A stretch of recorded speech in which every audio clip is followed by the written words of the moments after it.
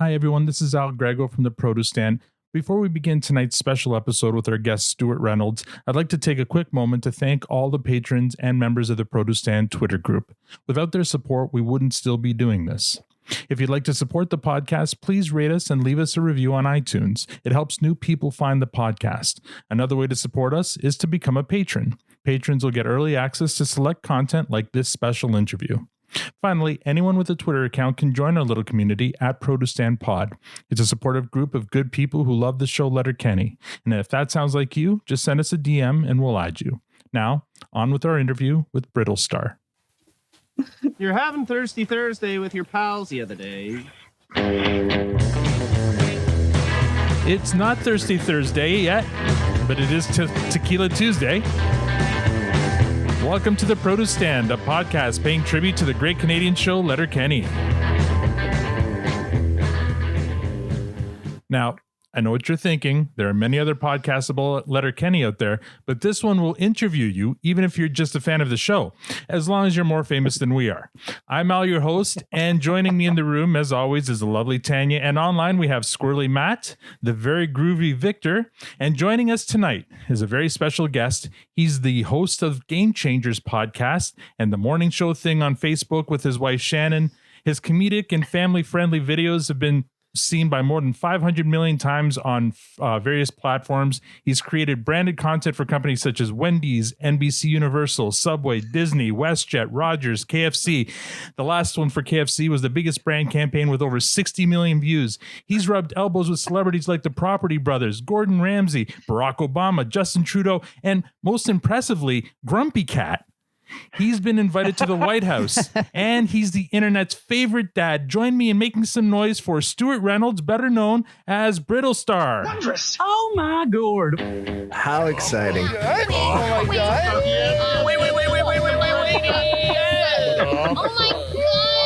Oh my god. I regret nothing.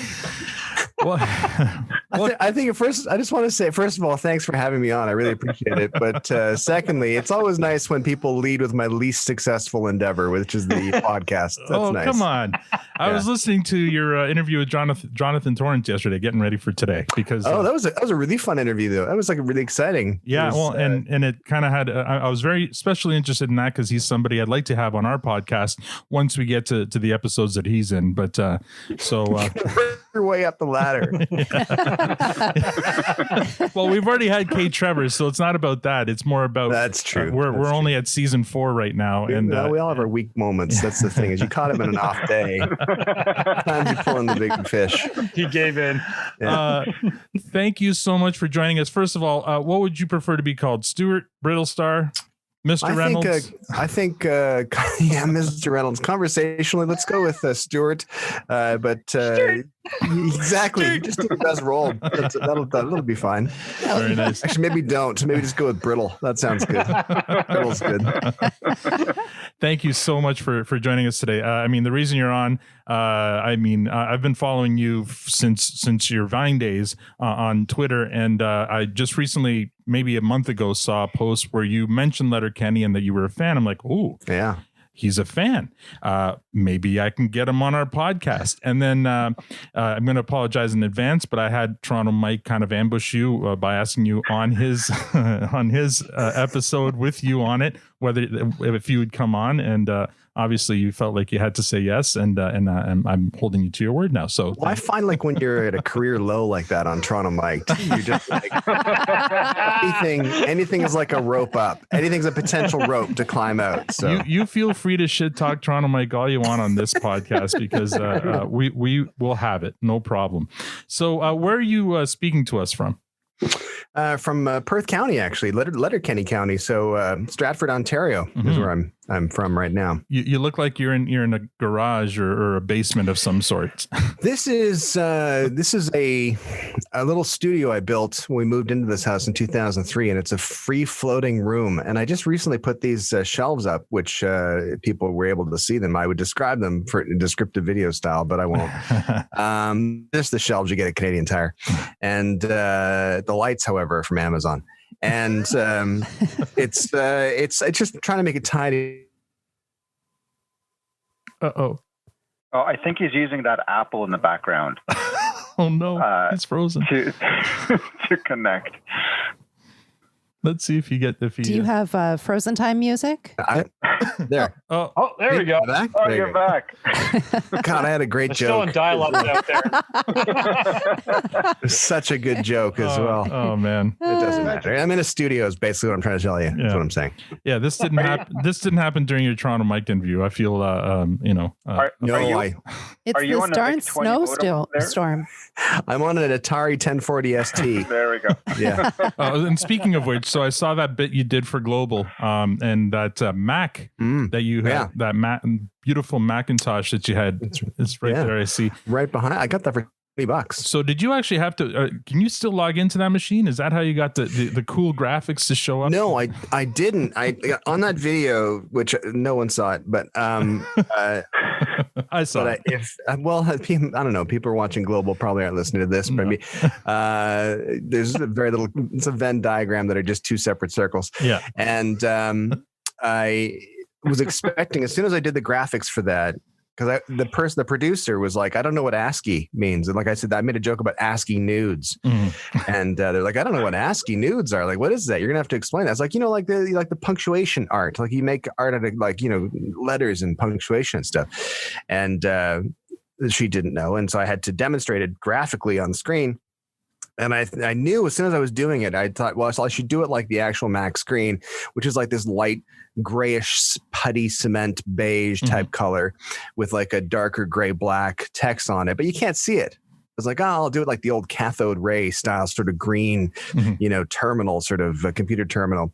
And I was just waiting for one guy on Twitter to point it out. And of course, one guy did. It's like, the Mac Classic 2, it did not have the green text. It had 256 colors, all right? Yeah. That was his suspension of disbelief was just blown. And the whole thing, he was like, I think this whole thing's set up. I don't think this guy's just saying it to me right now. So, yeah. That's awesome. Oh, that's brilliant. So are you originally from Stratford? I am actually. Yeah, no, I was born and raised in Stratford and then moved away for a bit. And then my wife and I moved back to Stratford when we were going to have kids. And I wasn't that keen on coming back to town because Stratford's a small town, which has benefits and drawbacks. As from a parent's perspective, it's pretty great because it's kind of like one big backyard and everybody knows who you are and everybody knows your kids. And as a kid, it's horrible because it's really hard to drink their age because your parents are known everywhere. So like I couldn't go to the pub downtown and get served because I'd go in and the bar staff would literally be like, "Hey, Stewie, your parents just left." And I'd be like, oh, thanks. I'll have a Coke. So, yeah. Well, I mean, so that brings me to, what you do right now as a internet celebrity content creator, social media darling. Darling. I mean, a lot of the videos you produce are like out on your front lawn or walking down your street, or I've seen one where you're downtown Stratford, I'm guessing. I mean, what do your neighbors think when they see, oh, there's Stewart again? What's he doing this time? What's interesting is that, I've been doing this for 8 years as a full-time gig. And, initially, they're just kind of like try not to get on camera. And occasionally the people would walk over and go, "What you filming?" in the middle of like my 8th take or something. I'm like, damn it. And then I had to try to explain it to them, which didn't make any sense. But now, for some reason, in like the past year and a half or so, the neighbors are like reverential to it now. It's like I'll come up and I'll set up and I've got stuff set up in audio and camera stuff and they'll be like, "Oh, I'm sorry, we'll stop snow blowing and we'll get out of the way." And it's like, no, it's okay. And it's like, but you could shut your kid up for a little bit. That'd be great. And they're pretty nice about the whole thing. They're actually pretty great. So there's an older couple that live across the street from us who are fantastic, Ed and Shirley. And whenever I film, Shirley, she's just like, "Oh no, we just sat out in the front window and just watched you filming, Stewart. It was really great." I just loved it. Stewart. She says the same actually. She's got a real sort of serious sort of northwestern Perth County accent. You should start calling her, which makes sense because Listow's not too far from there, so the accent might be. It all fits. It certainly does. Exactly. I was told not to do the accent, by the way. My wife was, before I came down here, she was like, don't do the Listowel accent. Don't do it. I was like, listen, I was born 45 minutes from Listowel. I'm allowed to do it. You've earned that right. Exactly. So let's get you to where you are kind of today. Before you became an internet celebrity, I mean, what was your day job? Like, what were you doing? Well, I had, like, we owned, I've been self-employed since I was 19. I started a jingle company when I was 19, and I made jingles for radio. Oh, wow. And that explains a lot. Yeah. I don't know how to take that. That means I did my job correctly. You're really good at it. Yeah. I actually wrote a jingle one time when I lived in Kingston. I wrote a jingle for a department store there called S&R Department Store. And it was one of the last independent department stores in Canada.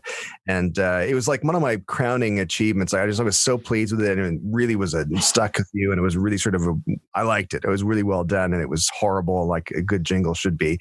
And went to a party, and this guy's like, what do you do? I was like, I write jingles. And he went, you better not have written that fucking S&R jingle. And I was like, I did, man. I did. I'm so sorry. But I did that. And then we had like our own company until about like 2000. And we had like a tech company, like a web development programming company. And had that. And then we had this like catastrophic sort of event happen to the business in 2006, at the end of 2006, December 21st at 1:36 p.m. Not that it stuck out or I needed therapy for it or anything like that. Right. But it sort of threw us into like this massive tailspin, and we didn't know what to do, and we lost like $1 billion, and we had like 11 we used to work with, and they had to let 11 people go. And it was a really horrible time. And then I just kind of like, we sort of slowly climbed our way out, kind of like when I was on the Toronto Mike podcast, slowly climbed my way out of that hole and got to the point like 2012. I was like, well, I've got this studio that I've somehow managed to keep out of the clutches of the bank. So I will start doing voiceover. So I did that. Then 2013, I started doing Vine, which is the 6.5 second looping videos, because my youngest son was like, check it out. It's kind of like Twitter, except it's video. And I got some traction from it. I mean, it was kind of fun. It was cool. And it was, we ended up getting some success and then meeting Grumpy Cat, as you said. Exactly. I think may he rest in peace. That might be your crowning achievement. I think is you're probably still trying to attain that height again, right? Of meeting. Grumpy I can tell Cat. you two behind the scenes stories about Grumpy Cat. Please, three actually. I'll make. Yeah. So one is Grumpy Cat's owner or mother, however you want to see it. Not like the cat version, the human version of the mother. Is lovely. She's super nice. She's very, very sweet and all that kind of stuff. So that's kind of the most minor, nice back sort of stage story. The other one is there was two Grumpy Cats. She had two exact same cats. They were both misformed, which is why they were the way they were. Let's just say that. They were lovely cats, but when you saw them up close, you're like, I don't know about this. And then in the third and final story of a Grumpy Cat is when we were doing this event. It was at Disneyland in California, and we had to this is no joke. It was for this press event. They're doing the social media all-stars thing, and we had to learn a dance move with one of the characters. So we got taken backstage to Disney to learn these moves to this dance thing. Like they didn't say like, hey, would you come to California and dance in front of 1,000 people for the media? And your dancing partner will be Grumpy Cat. But they were like, just come down and we'll take care of you. And then when we got down there, they were like, hey, did you like staying in your hotel last night? You're learning dancing today. It wasn't Gangnam Style that you were dancing to, was it? No, this is well before. Oh, okay. No, well after, actually. Yeah. So we learned these moves. But when we were backstage, we're like, we're all eating like burritos from tinfoil. Like we thought it'd be fancier backstage, right? It's Disneyland, right? This is a multi-billion-dollar company. And they're like, hey, we've got lunch ready for you. And it was a big bucket of like wrapped up burritos and tinfoil. We're like, this seems a little low rent, but okay. And we're looking over it as we're eating these burritos. We're like, whose trailer is that? Grumpy Cat. Grumpy Cat trailer had her own trailer. No joke. Of course. Yeah. And if there's two, were there two traveling grumpy cat? I never saw the two cats together, but apparently there were two identical cats, and one was kept as a spare. Which you wouldn't. I'm only assuming that the spare was died unexpectedly prior to the stage version of Grumpy Cat. So Wow. yeah. I mean, I guess it's not too yeah. Sorry, go ahead, Matt. I was gonna say, I guess it's not too dissimilar from like the Olsen twins in the Full House days where there was two of them, but you didn't know. You only had one Michelle on TV, so whatever That's one right. was working best that day, they pulled them out of the trailer. Yeah, exactly. I think it was the same situation maybe with Grumpy Cat, but I think probably unlike the Olsen twins, I'm pretty sure Grumpy Cat was a murder-suicide. So I was going to use the quantum spooky interactions at a distance example. But there we go. A lot of lines of coke are being done by Grumpy Cat in that trailer. When you achieve a certain level of status, I don't want to spread any rumors because, as we all know here, bad gas travels fast. But I think maybe they had a catnip problem. So Stewart, sorry, Alex. Go ahead. Very quick question before we get more kind of golden nuggets there. I'm wondering, like in terms of your the jingles, and I'm wondering what the roots of your kind of musical creativity are. Is that something that kind of you loved to do as a child? Were your parents forced you to do it? What's that all about? play music. Don't get a real job. Play music. No, they were actually, my parents were incredibly supportive of me, and music was a huge part of our family growing up. Both my grandfathers were entertainers in Scotland, and my mother is a singer as well. My dad is a huge fan of music. He was the one we were standing in Woolworths in 1979, and he picked up a copy of M's Pop Music, the single, and he was like, "You need this. We're getting you this today because it's going to be a massive hit." I mean, it was maybe just in the charts at that point, so he wasn't really, pathetic about it. But so he's a big fan of music and stuff. And I've always been into it. And I would, like when I was 16, 17, we were doing record company interviews and with our band and playing shows and recording and all that kind of stuff. And I did like EMI, and this is kind of a backhanded compliment. EMI sent me to a vocal coach after listening to our demo. Listen, kid, we like what you got. Just we'd like it to be better. And sent me to this amazing woman, Rosemary Burns, in Toronto as a vocal coach. And she was, at the same time I was seeing her, the guy who was the heavy metal singer Thor was her other client. It was a very exciting time. Well, I mean, you see the guitars hanging on the wall behind you there, Dan Electric, I guess. Do you have there's a Gibson there too. Nice. I was going to say, do you have a deal with Dan Electric? Because I feel like that's... No, what happened is, so Brittlestar was a band name, and that's how I got the name. In 2004, I just decided, okay, well, if I'm going to ever make an album, I should just make an album. So I ended up, I've learned that in life, if you have a bit of a brass neck, if you have just gumption and you're like, I don't care. Well, it's nothing ventured, nothing gained. Let's just find out. And so I contacted a guy named Stephen Duffy, who was one of the founders of Duran Duran and a guy who solo stuff I'm a really big fan of. And I was like, hey, would you want to help me do this? And he's like, okay. And he was working with another guy named Robbie Williams in Los Angeles, which is a really big artist. And he produced and co-wrote his Intensive Care album. And while he was doing that album, he was working with me remotely in this room, actually, to record the first Brittlestar record. And anyway, so long story. But what happened is, for the artwork, he was dating this girl at the time named Retz Wood, who's a photographer and does lots of work for like Vogue and like just cool magazines. She's just an ultra cool person and does amazing photography. And I was like, hey, I need some pictures. And so her and a friend, Sarah Colwood, who's the TV presenter in Britain, went and took pictures on Retz's couch. And one of the props they brought was one of Stephen Duffy's guitars, which was this black and white 12-string Dan Electro. And I was like, that's a really cool guitar. And so I asked Stephen, I was like, what is it? And he's like, it's 12-string Dan Electro. And I was like, okay. So I went out and I found one on eBay for like $400. And I was like, yes, I'll have that. And then I was like, 12 strings, that's like twice as many as I need. And I bought the sparkly one after that to actually play live shows. Nice. Because Brittlestar played live shows as a band for a couple of years. And that was much. It was sparklier and it was only 6 strings. So well, we're gonna hear a little bit from Brittlestar, the band, a little later because I dig the music, and you know what, I can tell that you're into music and you were a songwriter, because a lot of the stuff you put, even the stuff that I gravitate to that you put out are the musical numbers. Oh really? Yeah, I love them. I'm gonna play one right now, just a part of one. This it's not Christmas anymore, but this one here was really one of my favorites from recently. It's getting close to Christmas Day. Santa's on his way. Reindeer's pulling hard on that big red sleigh. But this Christmas I have to ask, it's really a simple task. Santa, I hope and pray you can hear me say,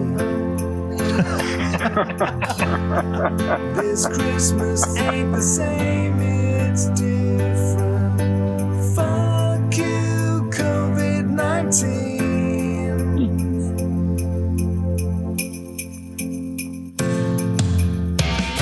It's Christmas time again, it's true. And I've been patient, I've been good.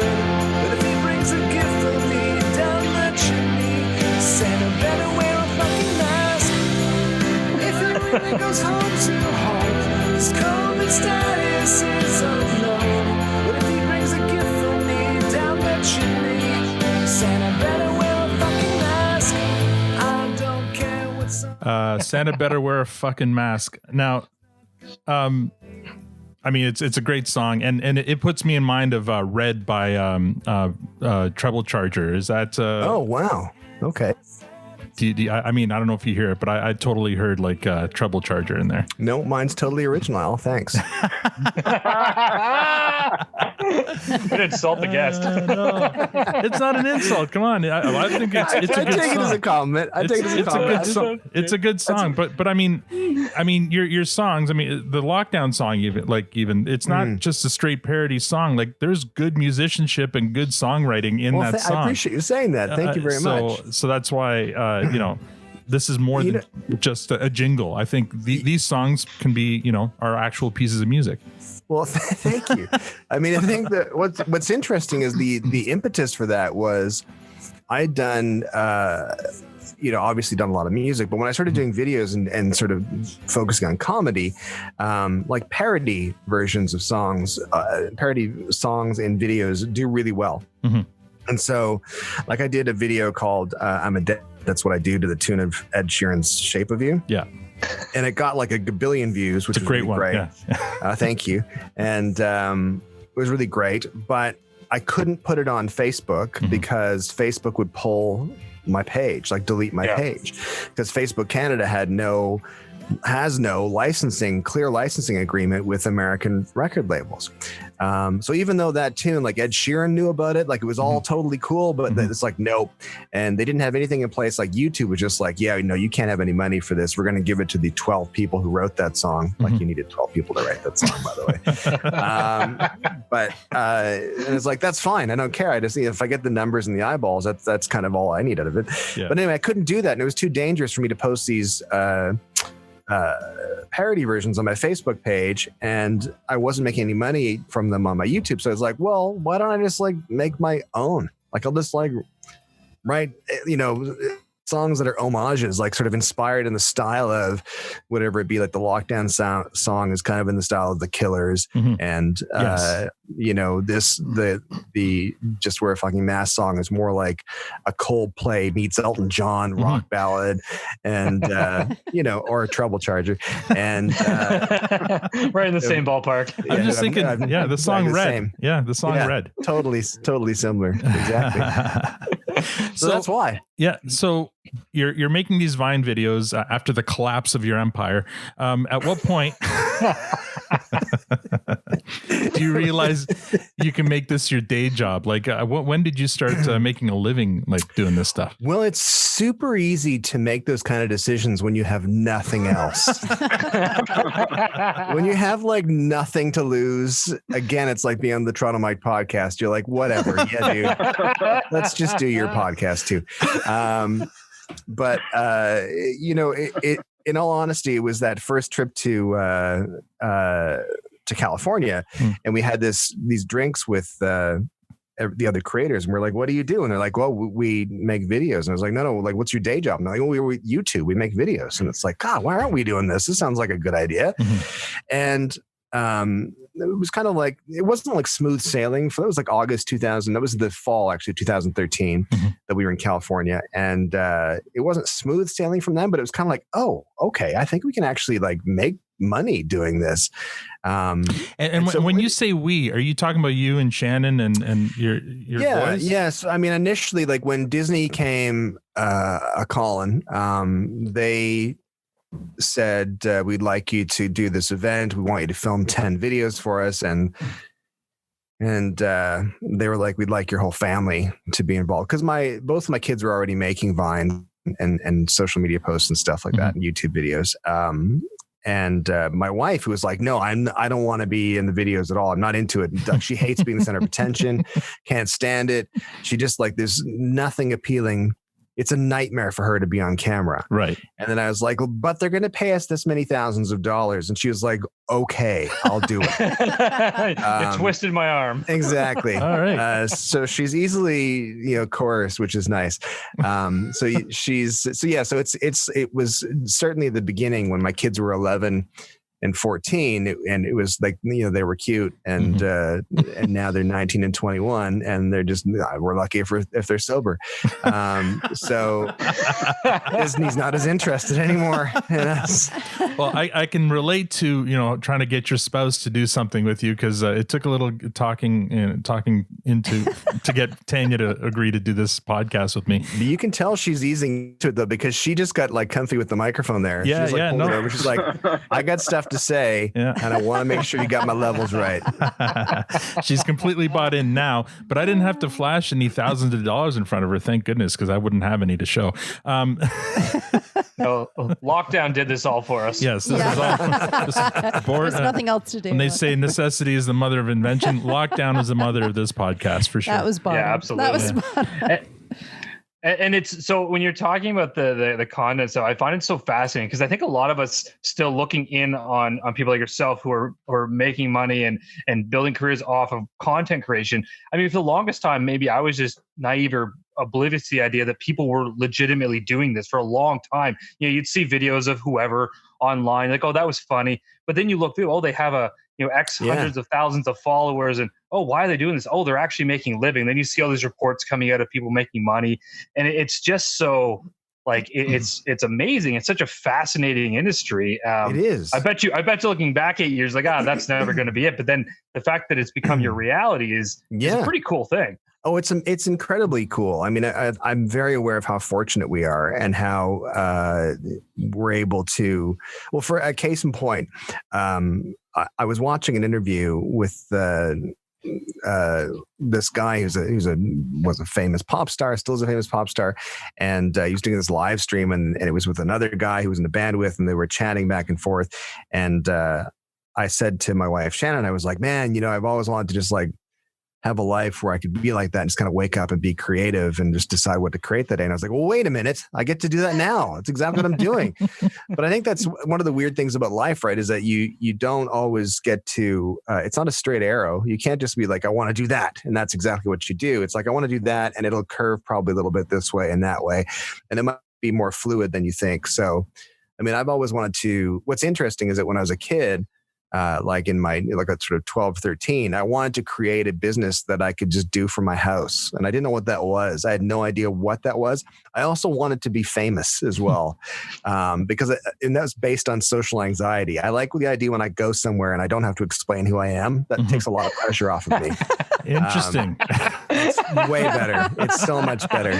I love that description. That's an interesting take on fame. Wow. That's the only reason right there. That's exactly it. If I walk in somewhere and some people are like, oh, it's that guy. I'm like, oh, thank God. I don't have to tell you who I am, or introduce myself. That'd be a nightmare. So it's a really weird thing for me to be involved with. And certainly because I started when I was like 43. So, I mean, I did a talk for a bunch of grade 8s one time, early on in the Vine days, when I was starting to make money. and they were talking about career paths, and the principal was giving them all. It's like, if you'd like to do this, go this path. If you'd like to do this, go this path. And then he left the room, and I was like, kids, what I'm doing didn't exist 6 months ago. So, stay in school, read, and keep your options open. So. That's amazing. And if I could have, I know you want to begin to transition into a bit of a Letterkenny conversation, but before I have to ask, and I've always been curious, with the type of work you do with the content creation, is there any pressures behind it? So to continually create content and what is it, or is it just something you love to do and you're like, it doesn't matter, I'll do it at my pace? Like, what does the industry do in terms of expectations around putting stuff out? I think it's kind of, you set your own expectations. I mean, I sort of feel like I could take a little bit of a break. But at the same time, I'm also, it's like the old adage. It says, remember the old saying people would say, if Coca-Cola stopped advertising for one day, they'd lose like 10% of their sales. And it'd be like, you don't think that it would matter that Coca-Cola wasn't advertising, but it probably would. And it kind of feels like that same idea. Like, you're constantly trying to maintain profile, and you're constantly trying to be top of mind for people. And with social media, it's getting harder and harder because of algorithms. So you're constantly competing. Like, I'll put out videos, and I did like in the past week, I think I put out 4 videos out, and they've all done fairly well. Certainly 3 of them did pretty good. But I'll still get people saying to me, so they'll see me like at the grocery stores. I mean, so you still making videos? It's like, yeah, 8 years now. Yeah. I met Grumpy Cat. Yeah. So I'm going to play a clip of the most successful branding campaign, and it was done by you. Hey, neighbor. Oh, hi, America. What's with the decorations? It's Canada Day. We're having a little get-together. Canada Day? Yeah, kind of like July 4th for you guys. Yeah, but we do July 4th because we got lots of stuff to celebrate. We got Eagles and freedom and KFC. What do you have to celebrate? Did you just say, what do we have to celebrate? Yeah, universal health care. So if you break your leg, you can still afford a snack while you wait in the ER. The metric system. But to be fair, everybody else has that exception. To be fair.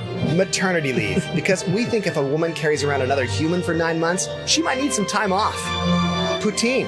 French fries, gravy, cheese curds. If angels owned food trucks, they'd make poutine.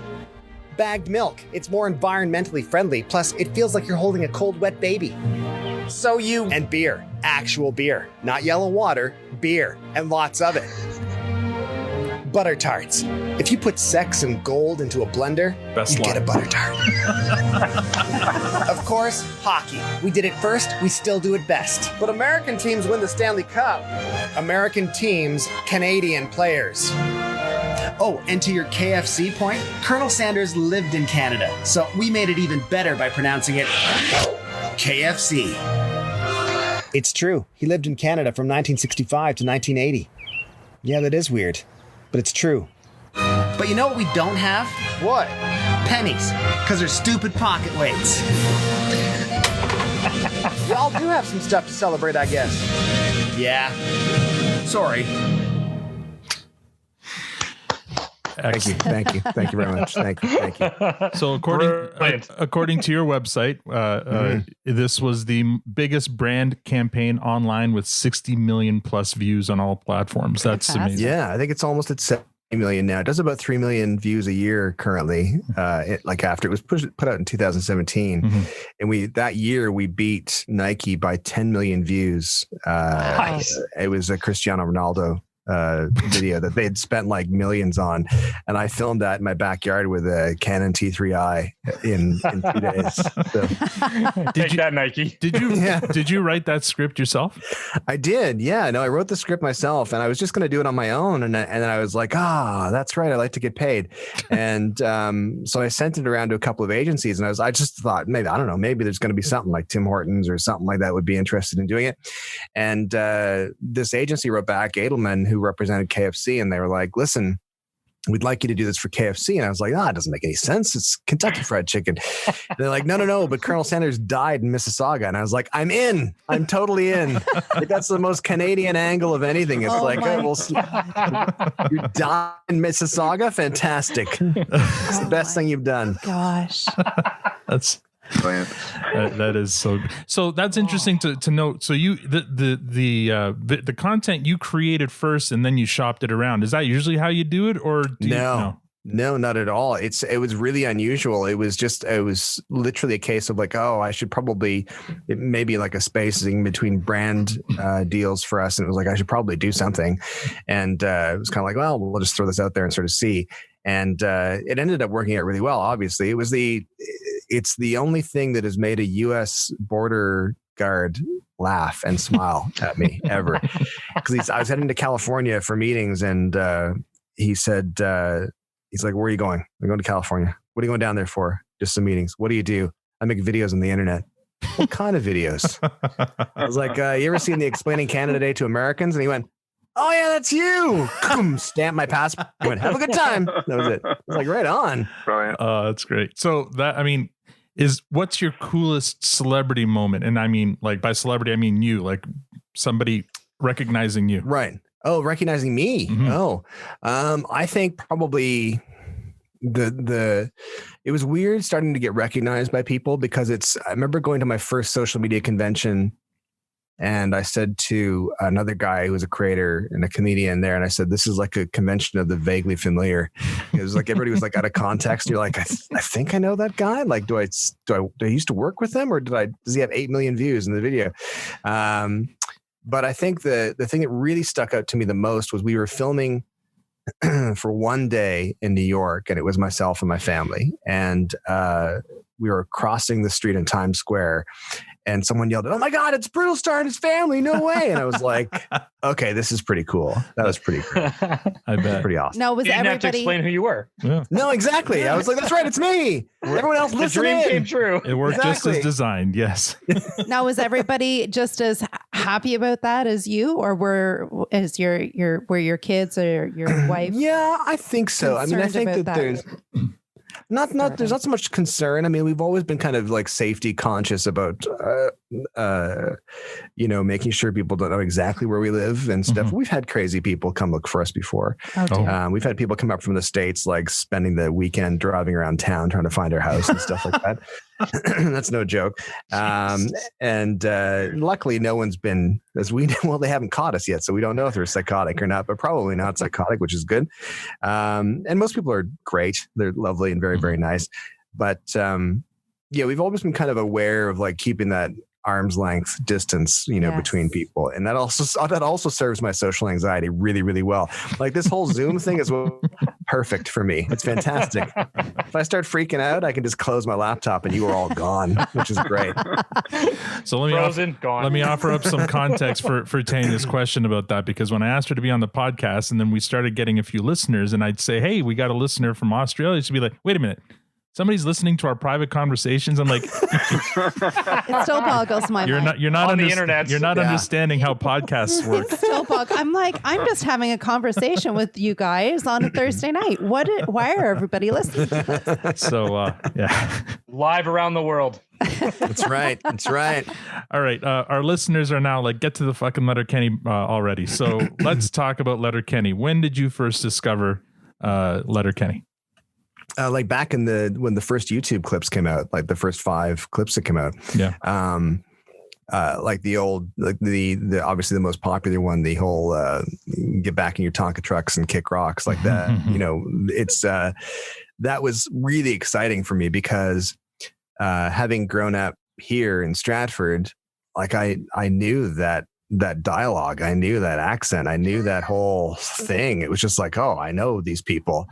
And it was really cool because, I mean, as the show gets going, right, they're kind of like the best of the people in rural communities, which is the cool thing to me. I think that's my favorite part about Letterkenny is that you've got everyone's against the degenerates, like they're all, it's like they're not homophobic, they're not racist, all that kind of stuff. And it's like, yeah, these are like the cool people you meet in a small town, which is awesome. So because it's interesting, it started off as a web series. So I'm wondering, did you ever find yourself at similar functions as Jared Kiso or anything, like because you were doing content creation? No, never.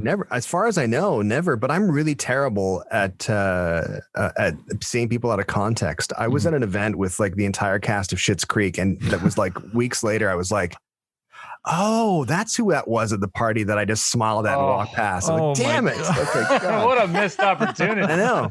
So, I mean, it's entirely possible we've been at the same function, but I mean, also I don't do a lot of functions as well. I'm in Stratford. It's a long drive to Toronto. Who wants to go? And you're what, the third most famous person from Stratford, right? I think I'm easing up. I think it's there's a list of people from Stratford. I'm competing with Justin Bieber. You could say it. Yeah, Justin Bieber. I'm competing with Peter Mansbridge, who lives here now, Lloyd Robertson, of course, and Lorena McKennett. Wow. And Ron Sexsmith lives here as well now. Hawksley Workman lived here for a while, but he's now gone back to Peterborough. What, like a loser. Couldn't hack it, probably. So it's and a whole festival as well. Yeah. Oh, the whole theater. Yeah. Exactly. If you want to bring in stage actors, I mean, the list is huge, and I'm pretty close to the top, though. You must have to walk around town with an entourage just to keep the fans away. I just generally don't meet people's eye. Again, the social anxiety. I don't do it. So, what are some of your favorite episodes from Letterkenny? My most favorite episode ever is Les Hic, where they go ice fishing. It is the best episode. I love it so much. I am a sucker for, when Canada creates content that is proudly Canadian in an understated, weird way, which is so great. I mean, even in the new season with the military guys, like they're in the States and they've got the Canada flag shirts and the US flag shirts and stuff. I just like that stuff so much. And I think I like the idea where you had, the Letterkenny main characters meeting up with their doppelgangers, essentially, who are Quebecois, and then realizing, we both like beating these guys up. That's cool. That's awesome, right? So I mean, that's my absolute favorite, and of course, written by Jonathan Torrens as well. I was just going to say, I learned that in your interview that Jonathan Torrens had a writing credit on it. So that's And I got to thank. I mean, you just made my whole podcast career right now, because when we reviewed that episode, I put that at my number one. And these degens blasted me for doing that, and I didn't understand it. We didn't blast you. What's your favorite? What's the favorite episode? What was the others? So you don't want to know two of theirs. You don't want to know. Yeah. We're just finishing up season 4 right now, so we haven't gotten to season 9 yet. So right now, my number one is relationships. I think it's a brilliant. The writing on it and the acting on it were just top notch. I think that's my number one. Yeah, that's Victor's number one as well. I loved Les Hic. It's up there, but I really enjoy relationship. But the episodes that are the shameful episodes that Victor and Tanya still have in their top 5 are I Have Reasons. Is Fart Book and oh God, right. And Tanya's on spite at this point. Oh, that was almost a deal breaker for me. I was like, I hear you. I just held my breath for that. Well, for a pun intended, held my breath until that episode was over. I was like, it's going to get better. It's going to get better. And it was the one, I'm sure like every series has a thing where you're recommending it to people and you're like, it's really, really great. And when you get to that episode, just keep going. Just keep going. Yeah. Just bypass it. Exactly. Well, the story behind that is that I saw Alan watching that show, hated the whole series and thought, why on earth are you watching this? And then when he forced me, shall I say invited me to this podcast to watch the series, and that was the first time I actually laughed, and then I finally got it. I finally understood the characters and what it was all about. So that's why it's still on my list, because I lauged out. It doesn't help your case, Tanya. No, it doesn't help your case at all. No, it says more about you than it does about the episode. True. Matt, I will remind you that I think two episodes ago, unfortunately, I had to jettison that one from my list. Yes, we finally got Victor to let go. Of I won't let go of mine. But Tanya will not let go out of Come, I liked that side of the skids too, may I say? Okay, fine. Yeah. So speaking of skids, who are your favorite characters? I mean, they're all fantastic. I love all the characters. I'm kind of partial to Gail a little bit because she's, because she is a little extra. She's like, there's a. This is terrible to say. I have a friend who's similar to Gail, but if she was incredibly drunk, she'd be like that. Is the idea? So it reminds me of my friend in a very late evening after a very fun night. I just like how she's just she's not really involved until she's really involved, and she's involved in another level beyond anybody else in the conversation. And I think it's fantastic. I think it's just so like those kind of people where you're like, oh shit, no, that's not good. Yeah. But it's really funny to watch from a distance though. Yeah. They're on their own little level. And yeah, it reminds me actually of one of my roommates in college was another level kind of guy. You all go to the club, everyone's dancing. He'd be over there dancing to his own beat, and you try to understand what he was doing, and he'd go, "Can't you hear it?" And what he was dancing to was the bass. Like who dances to the bass, right? Yeah. But everyone else is hitting the main beat, and he's on his own level, and you love him, and it's fun to watch. But it's from not a distance, quite what the rest of us are doing. From a distance, yeah, exactly. He must have been a bass player. I find that from most bass players. So. When I asked you to come on here, you kind of admitted that you were on a bit of a campaign to be on the show. You'd like to be on the show. So, not to out your age, but I mean, we're all around the same age, and from what I see, we're all too old to be on this show. Well, see, I think that's this. Listen, dream big. Okay, first of all, don't let go of the dreams. All right. But then, secondly, that's the key to my desire is the fact that to be on the show is that I've already cast myself as an OPP officer, right? Because they haven't really had a good OPP officer character, and I thought, I would like to kind of be an extension of the Dan Aykroyd character from Canadian Bacon. That's what I'd like to be. So why don't you kind of do a little fanfic here and tell us what that episode would be, and maybe Jared will hear it or Jacob Tierney will hear it, and right. Yeah, and they won't even respond to my tweets. So why would they listen to this? And by the way, we have zero weight with either one of those two guys either. Well, now you've got less. I think I can see the OPP character getting involved with the Mennonites, with Jonathan Torrens Mennonite, the Dicks. Oh, there's your way in, getting Jonathan to write you in. Yeah, I think that's probably we had Jonathan on a live stream for a Christmas charity thing we did. And he has a beautiful eagle painting behind him in his house. It's just lovely. It's the kind of thing that says a lot about a person and says that they're smart and intelligent and pretty good looking and compassionate and basically, I think the word is dream maker. That's what they call them. Yeah. So yeah, if you just in passing, I thought I'd mention that. That's all. It's all by design. Yeah. That's great. And you're all caught up. You've seen all seasons now. I'm literally in the middle of the most recent season. So, and I think I have a big complaint here. This is my complaint to Jared and Jacob. Not that they have any control over it whatsoever, but I love the idea of being able to binge watch a show, but when a show comes out, I would rather they stagger it bit by bit. I think they would get way more mileage out of the show because that was such a hype coming out to every time they release it on Christmas Day, right? So, yeah. Right. And it's exciting when they do it, and then it's like by January, it's like, well, everyone's watched it. Yeah. It's done. Yeah. And no one's talking about it. It's like, oh no, I want it to drag out a little bit so people can kind of get hyped about it, and then. people who are late to the party can catch up. Well, we're talking about it. We haven't even got That's to true. season 9, but I mean, we're talking about it. But yeah, I'm the only one of the 4 of us who's gone on and watched season 9, much to everyone else's dismay. And binged it all in one day. And yeah, I did it all in one day. That's right. Christmas Day. That was my present. We to opened our him. gifts, and then my wife's present to me is like, all right, go downstairs. Go enjoy yourself. Bye now. Well, I'll add to my I'll just add to my favorite character. There's one of my favorite characters, and there's, like I said, I love all of them. Obviously, they're fantastic. But the coach character, Mark Forward's character, is he's so good. He is the most disgusting, horriblest person ever, and it's hilarious. Have you seen any of his specials, like the one especially has on Crave right now? I haven't seen that one, no, but yeah, I've got so many questions about that one. I want him so desperately to come on here so I can ask him about the end of that special, because it's just so bizarre, because it's not just stand-up comedy, it's performance art. At least that special is, for sure. He's just wild, isn't he? He's just crazy. Yeah. He's great.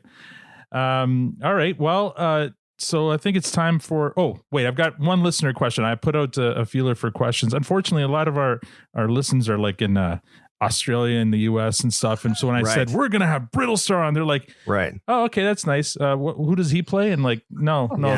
No, not even in the show. Not even in the show. But you know what? We really wanted to talk to you. So, explaining Australia Day to New Zealand. New Zealanders. That'll be my new video. It's Canadians supporting Canadians. But exactly. We did have one question. It was more of a comment from an FOTM, actually. Miriam, she said, how dare he be more successful than Humble and Fred? He's a nobody. He can go viral. And that's a reaction to, I guess, your super appearance. Specific. Well, your appearance on the Humble and Fred podcast. And she made it sound like they were a little, they couldn't understand why you were more famous than they were. Yeah, that was the whole conversation. That's because I said on the show, and I guess I'll say here as well, is that this fantastic meeting with this guy who emailed me with the subject line, literary agent from Los Angeles. And I was like, okay, that's good for you, buddy. And he's a nice enough guy. He's fine. I had a meeting with him and his business partner, and they represent a big company, like it's a big agency. Mm-hmm. And in the middle of the meeting, he said, no one should want what you're offering, but for some reason they do. Wow. I was like, okay, yeah, that kind of sums it up nicely, which is really great. And then also proceeded to tell me that I was no Brad Pitt. And I was like, he's just trying to break my spirit. It was like sort of like, Hollywood boot camp is what it was, basically. Like, you're a nobody. That's amazing. And Al, I know you're going to jump into the speed round after, but before, we have a lot of American listeners, I think, because with the Hulu thing and Letterkenny becoming big in the US, for the benefit of them, you got to quickly explain, and I need to know this as well. There's a story involving you getting an invite to the White House. Oh yeah, I forgot about that. Yeah. What was this about? What administration, and what were the context behind this? Right. It was the Obama administration. Okay, that meant all right. Obama administration. So it was back in 2016 when Prime Minister Trudeau was doing his first visit to the U.S., and it was an arrival ceremony, and there was like a big gala, but there was also like this other the ceremony in the morning type of thing that happened the first half of the day, and I was invited to the first half of the day, so I missed out on the amazing, dinner and all that kind of stuff, and whatever, but that everybody else got to go to except for me, but that's okay. It was fantastic. It was an amazing experience, though. It was phenomenal. It's pretty cool. It was a social media team from the White House who were looking for a Canadian content creator who had a decent U.S. following, and I had the majority of the people who followed me at the time were American, and so it was an easy fit, and it was super fun. It was great. It was like, as I've said lots of times, Washington, D.C. is one of my favorite places. It's like a theme park version of America. It's kind of like, this is what the rest of the country will be like. It's not like that at all. It's kind of like, they were like, do you guys see Rome? Yeah, Rome's cool, isn't it? Let's make our own Rome, except new. And that's kind of what they do. It's just a cool place, and it was fun. And it was, the thing that really freaked me out is that everyone's pulling their phone out of their suit jackets and stuff like that, but you could see the snipers on the building, like on top. So it's like I would be like, opening my jacket slowly, pointing to my phone Wow. first, slowly reaching in, and then like pulling back every now and then, like pulling it out slowly, holding it up. It's a phone. It's a phone. Then holding it to take a picture. But there was like 4 security checkpoints before you got into the grounds, though, Wow. which is interesting. All run by binders, by the way. What? No electronics. Oh, jeez. So it was can't be passport hacked. numbers and binders is what they did. Can't So hack that shit. no, exactly. Yeah, you just lose it or tear it. Yeah, crazy. Wow, that's great. And did you get a selfie with Barack or with JT or both? No, neither at all, which is really, really depressing and horrible. But I was, it was even just surreal to kind of be that close because Obama's like a massive celebrity, right? Like He's no grumpy cat. He's no grumpy cat, but as far as I know, there's only one Barack Obama, and he's not misformed. I'll tell you that much. But it's just being like 25 feet away from this guy while he's talking. It's like, this is cool. This is this feels kind of, and on the White House grounds, in this place that you've seen a million times on TV, it's like, oh, this is cool. It was really nice blown up a bunch of times by aliens too, right? Like you're waiting for the alien spaceship. That's right, exactly. And you can't even tell. It looks great. Yeah, they've done a good job. They fixed it up nicely. Very nice. Yeah. All right. So as Matt alluded to, it's time for our speed questions. So this is where I get to do my best James Lipton. We're going to really learn about you. These questions are designed for you to answer off the top of your head. Don't think about it. All ready? Okay. Here we go. Yeah. Coffee or tea? Coffee. Tim's or Starbucks? Oh, God. Neither. Oh, okay. Which one then? If I had to choose between the two of them? No. Like, what do you go? No, I would probably go to. I'm more of a small cafe guy. I'm more of a yeah. It's the Stratford in me. Love it. Yeah, it's the Stratford in me. Do they even have a Tim Hortons in Stratford? That would be blasphemous. No, we have 4. Okay, we do. We've got too many, but all the coffee tastes Brazilian, so it doesn't matter. So, cats or sorry, dogs? Are they a sponsor? Sorry, no, Sorry. not at all. We'd love certainly a won't be sponsor. now. Yeah, exactly. And neither will Humble and Fred. Cats or dogs? Cats. I know, isn't that weird? Oh, I was never a cat person. I used to be like deathly allergic to cats. And then we realized we were going to have kids. We're like, we should probably practice with a living thing. So we got a cat. And because I thought, wow, I won't get attached to it. So like, if we're terrible at it, it'll be fine. Like, it'll be like, it was a cat, whatever. And then we grew attached to it. However, we did, this is totally true. The first week we had our cat, this is the 90s. People were crazy. We were all Chandler binging it up. It was all the rage. And we were in our amazing little house here in town. And we used to light candles everywhere. And the cat, his name was Steve, went over to play with the candle. We're like, oh, crap, maybe we should do that. Let's just see if he gets like, maybe the heat will scare him away. Like a child would get scared of the heat, perhaps. And he batted at it and didn't batted through it. Nothing happened. And then all the kitten fur on one side of his body went woof in a big blue flame. And I pushed him off the coffee table because that's where the candle was, because we were idiots. And I rolled him on the carpet until he was just sizzling. But his whiskers went down to little nubs for about a year after that. Oh, poor Steve. But we still had kids anyway. And we haven't set either of them on fire. We learned. That's parenting goals right there. Nor have you formed any attachment to either one of them, right? Hey, That's the key. Yeah, that's the key. Alan and I high five each other on every birthday for the kids. We're like, we kept them alive one more year. That's fantastic. Good for us. That's where the bar is set. Yeah. That's the bar is set. If your life was made into a movie, who would play you? Oh, probably fucking Andy Richter. Probably. Okay, if you could have dinner with anyone, dead or alive, who would it be? Oh, probably somebody alive. That's the answer to that question all the time, isn't it? As opposed to someone dead. No, actually, I got a few. My mother. My dead mother. So it's way to go, Wow. Way to make me feel like shit. I think I think who I'd like to go for dinner with. I don't know. I mean, we've had some weird occasions where we've had dinner with odd people, and I find eating such an intimate thing that it makes me kind of freaks me out a little bit. Again, we're going back to social anxiety though. little bit, but There's a trend here. I know. So like, for example, we've been invited to go for dinner with once pandemic's over with this like huge movie star and his wife, who's also a huge movie star. And we're like, this is exciting, but it also, because I'm like, I don't like, I've eaten dinner with celebrities before and people from TV and stuff. And you're eating and you're like, we're putting things in our mouths. Is this movie now stars? I'm masticating in front of you. Is this movie star's first name rhyme with Brian and have your same last name as you? He might. Yes. I'm not allowed to say. Come on, you said it. You said it on Toronto Mike. You can say it here.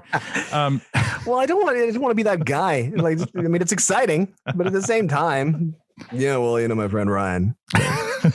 Because is this about the screenplay or the TV show that you're trying to get produced? No, he's not involved in that. He's been tremendous help though. However, in that regard, he's been playing a slightly like a mentor role, a younger, more successful, better looking mentor. No one should. It's helping with the career I think in the project, not the career, but for the project. But it's not helping with my ego at all. So everyone should want what he's giving, and of course they do, right? They do. They ever. Best vacation. What's your best vacation? Best vacation ever was probably fart. This is really hard to think of. I think we've done so much traveling. We've been really, really lucky. Mm-hmm. I think probably that first trip to LA is probably one of my favorite vacations because everything was paid for. Like our flights were paid for. Our hotel was paid for. It was $1,000 a night in the hotel. We were going to stay 2 more nights and they're like, it's $950 a night extra, or like per night more. And we were like, we will not be staying 2 extra nights. Like our food was paid for, and and our kids were the perfect age. So it was like, let's just go to Disney every morning. And it was fantastic. Do you have that moment of awe or that moment of disbelief when you get the message and it's like, okay, here is what we're offering you and to come and be a part of this. Yeah. We just watched your WestJet trip to Hawaii. Oh yeah. And that was amazing. So cool. Yeah. Yeah. I mean, that was a phenomenal trip as well. And as I was saying, we've been so lucky and done like a ton of traveling. But yeah, the WestJet thing was also great because they were like, it was literally 2 weeks before that they contacted us because some other social media family had to back out. We were like, we're ready. We're number 2. Fantastic. We know we're not your first choice, but we don't care. And they were like, hey, listen, in 2 weeks, do you want to take you and the family to Hawaii and we'll pay you money and we'll take care of everything? And we're like, yeah, because I went to Hawaii once when I was 18. Loved it. I thought I'll never be able to go back. I'll never be able to afford going back to this, especially not to take my family back. Wow. So it was great to be able to take the whole family there and we got treated like royalty. Yeah, it was phenomenal. I love Hawaii. It's the best of America, I think. That's incredible. Window or aisle seat? Oh, window for sure. All the time. Yeah. Beer, wine, or liquor? Not wine anymore. I can't drink wine. I used to drink so much wine and I just can't do it anymore. I get like massive headaches, like red wine headaches. So I'm going to have to, I think beer is my choice but it's really neck and neck with a good scotch though. Very nice. Early bird or night owl? Middle bird. I'm a middle bird. That's what I am. I mean, I don't like delight, are you? Yeah, exactly. I don't like staying up too late. Not so much that I think obviously maybe just as I get older. I think it's like, no, we're not doing this. And I get up not out of joy. I'm not springing out of bed out of joy. I'm springing out of bed because I have to go pee. And then I'm like, damn it, I'm up. and I mean, we're keeping you up tonight. So we really appreciate you being on here. So last speed question, although this hasn't been a very speedy round. If you can be someone else for a day, who would it be? Oh man, I wouldn't want to be anybody at all. I think everybody. Well, even Andy Richter. Even Andy Richter. It's like the Andy Richter, his character on Arrested Development, where they'd blur out his other twins' faces. But no, and it's not an ego thing for me. It's more a case of like I know that everybody's got their own stuff they're dealing with, and it'd be like, I don't want a whole set of problems. Mm-hmm. You know, if I could be like the TV version of someone, maybe I'd pick someone like just the happy version of someone. But apart from that, nah. Oh, that's great. Well, Stewart, thank you so much for joining us tonight. And Stewart, for giving us an hour. That was very gracious of you. I'm going to play us off here with a Brittlestar song, one that I really enjoy. It's called... Really? Don't be so surprised. Well, I'm nervous now. I don't know what song it is. It's called Better Than I Remember. And opening up my Spotify. Going way back. Yeah. That's exciting. Well, it's a deep cut. This is a deep cut from Brittlestar. Do you want me to sing it? You know what? If you want to sing along, feel free. Oh, it's a little disco version. It's good. I like it. Again, thank you so much for joining us tonight. We had a blast. I hope you had fun too. Tons of fun, man. Thank you so much for having me. I really enjoyed it. And hopefully you can maybe put in a good word for us with Mr. Torrens there, because we'd love to have him on too. Yeah. I'll post something horrible, and that'll get his attention, and then that'll be it. Perfect. He'll be in. And that's all we have for this episode. Later this week, we'll have our regular Thirsty Thursday episode where we'll recap and review the Letterkenny Easter special, Super Hard Easter. Please rate us on iTunes if you like the show. If you'd like to support us, become a patron. There's a link to our Patreon on our site and Twitter profile at ProduceStandPod. Thanks for joining us. Now we're going to have a few puppers and listen to some more Brittlestar music. On behalf of Stewart, Matt, Victor, Tanya, and myself, have a great night. Hey everyone, Al here again. We were having so much fun with Stewart, we forgot to tell you where to find him online. So you should definitely follow Stewart on Twitter, Instagram, Facebook, and TikTok. He's at Brittlestar. Also, if you're a brand looking for some great viral content, you should definitely visit brittlestar.com and contact Stewart directly. Have a great night. Tonight the DJ is our time machine. Hey DJ, to get us back to where we should have been. And every